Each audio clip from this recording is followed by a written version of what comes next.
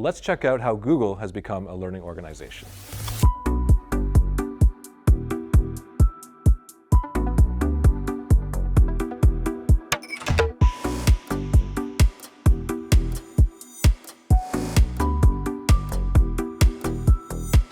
We've all used YouTube for learning and other self-serving learning platforms. Maybe you've tried Coursera or Udemy, but according to this article, 55% majority still prefer to learn from colleagues for support or additional knowledge while on the job. I can guess why, because our experienced colleagues know the process. They've learned from the continuous feedback loops and improved since then.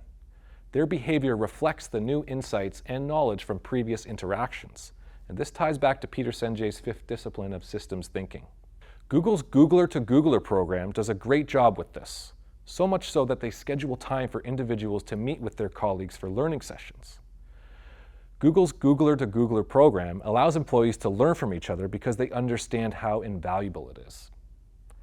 Outside of Google, this type of learning is not necessarily a formalized practice. Even though you may think of social and informal learning, it's often unmeasured and invisible.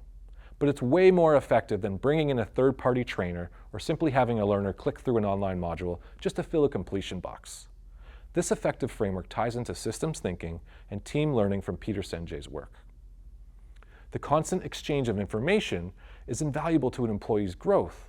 It's important for leadership and management to facilitate this. And there are easy ways to facilitate this, both in the office and remotely.